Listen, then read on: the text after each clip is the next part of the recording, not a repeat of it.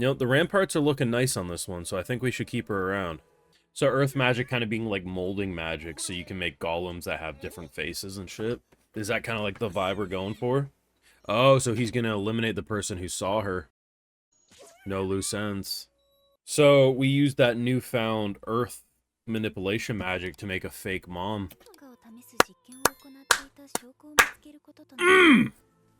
Here we were thinking Gilbert was going to cause us a ruckus. No, we were going to uncover a murder plan.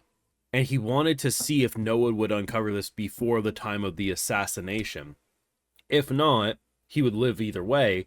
But if so, it would prove he's more fitted for the throne. He's the only one he can trust that is not after his throne.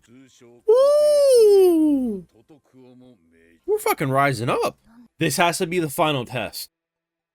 I honestly think if Noah chooses himself, the Emperor will respect that choice. Around the first month of the show airing, I was half joking when I was like, man, this is like the best show I'm watching this season. I was like, you know, I might enjoy it to that degree, but I'm not actually going to say it's the overall objective best given some of the shows. But yeah, no, I actually am at this point. We're approaching the finish line of season 1 of Noble Reincarnation, and the actual writing of this show, I honestly think it shits on other shows this season. And if you disagree, that's fine, but frankly, I don't give a fuck about your opinion. I'm going to keep it blunt.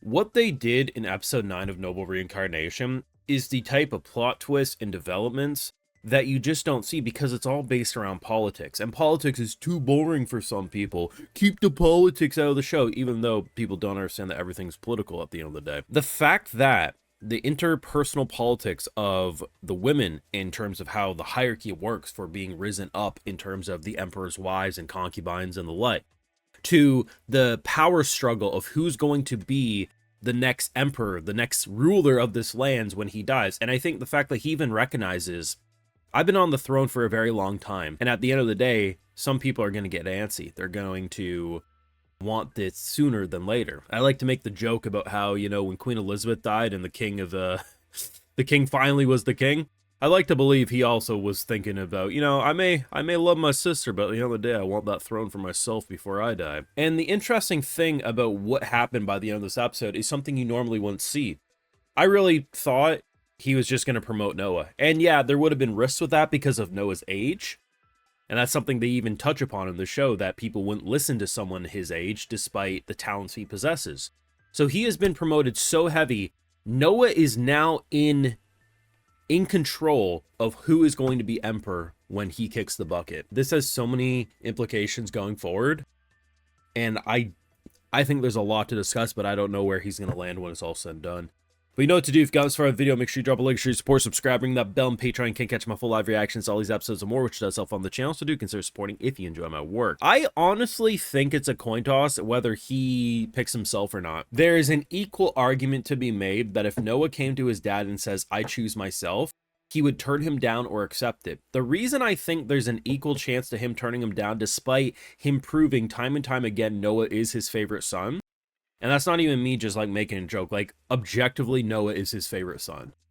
No other brother gets promoted like him, and in the middle of a courtroom he will say, if only my other sons were like you. So I don't want to hear any comments being like, well actually no, objective truth, Noah is his favorite. The thing is, if Noah came to him with a deal, if you live another 5 to 6 years, I am to be your heir, he would say sure. The thing is early into this show, Noah decided to send one of his brothers in his stead because he knew people would not take orders from a child. How do you think the kingdom would take orders from a child at this point?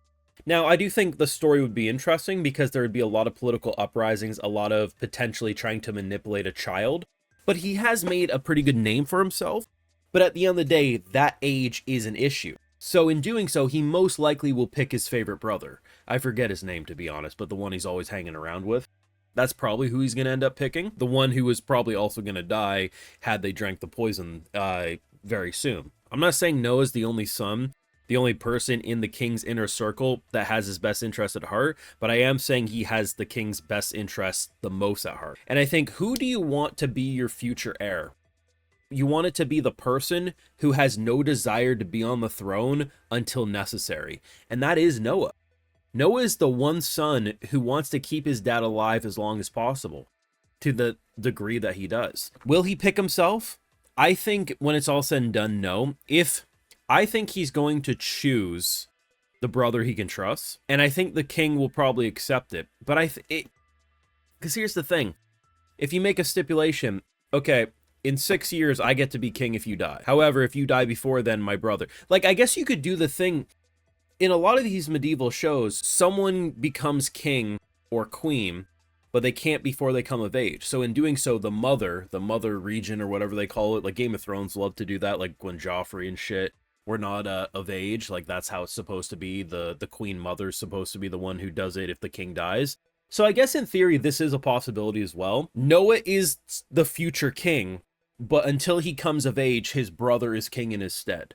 That would make the most sense. I think that's where I'm going to land overall. That's fucking amazing. A lot of interesting things did happen, lost smaller moments. Bro came in and hooked us up with a bunch of fat money, and, you know, we had to teach him about how, well, if you really want to keep your daughter safe, understand, bitches are going to be trying to screw them over, right? The maid's mother who we hired nearly got assassinated if it wasn't for our newfound skill. That was pretty cool. I also like the fact that not only did we further their trust with us, the dude who tried to kill her mother is actually on our side, and I think they're so clever with it. Noah has a built-in lie detector, so if someone says I pledge my loyalty to you, if his stats don't go up, they're lying. So despite this man being an enemy, he's legitimately on our side. And I think given the situation that was happening here, you can actually trust he does have our best interests at heart. Poor woman though, man. I thought it was like, I was like, well, surely the mom's not dead here. No one knew this was coming. Okay. Manipulation magic. Okay, we made a golem, essentially. Because see, what ends up happening is our merchant friend, who we told to bring us some good shit when he has it, ends up bringing us this, and we release her from this painting. And essentially, she has earth magic, and the earth magic works in a way of, like, basically manipulating the earth into a form which can perfectly mirror and replicate other people. Already is coming in clutch, but really cool. Really interesting dynamic. And this is the thing. This show had so many moments that had my eyes glued to the screen, but then you have a singular episode like this, which does basically it all, right? I really did enjoy the kind of woman storyline in terms of the hierarchy of the king's, you know, concubines and all this other stuff. And the fact that they even give confirmation that Noah sees his mother maybe once a year, because men aren't supposed to see the women. It's probably a way to protect from, like, other men having the women. Pretty fucked up, but given the royal environment, kind of makes sense, I'm gonna be honest. But it's interesting because Noah giving 10,000 gold, I think it was, or 10,000 reen, whatever, to his mother, and basically saying that Ada girl that we're helping, she's under our protection. It's like a mutually beneficial situation that mom gets a fat paycheck, and she can also help look after her, knowing that son is looking after Ada. The way everything happens in the show, it's so interwoven that there isn't a small moment in the show that's just like, oh, here's the Shota character designed to be some weird fan service for perverted bullshit. Nope, Noah's always dressed appropriately for his age, and the shit he does is so interesting. And I think the best part about Noah's character, the show responds to him because of how old he is. It's like, oh, this is a kid, I'm not going to take him seriously. But every time that kid proves himself, they're like, oh shit, this 9-year-old kid's slapping us around. Maybe he will be future king after all. This show, I actually think, is the best show of the season. Beyond just my personal enjoyment, I think the way they built everything is fucking phenomenal. And if you disagree, that's fine. But I just don't care. This is my channel, damn it. I'm the captain. And the captain says what the captain says, and you gotta obey, or you walk in the plank. But let me know your thoughts either way down below. I'm just joking around mostly. But there are some really weird haters of the show, so if you feel deeply offended by anything I said, just know I am talking about you. Drop a comment, like, subscribe, ring that bell. Patreon can get your full live reactions over there. And hey, if you're already over there, I'll give you a video shout out, because without my patrons, you wouldn't get these YouTube videos at all. Alright, so today we got Third Dynasty, Utter Kuhnhoff, Fabian, Tychos, Devin Mitchell, Squilton, Shadow Cyber Demon, Jessica Compton, Fate, Dark Lord, and Jonas Pierre. So I appreciate the support. Please take care. You know, have a good one.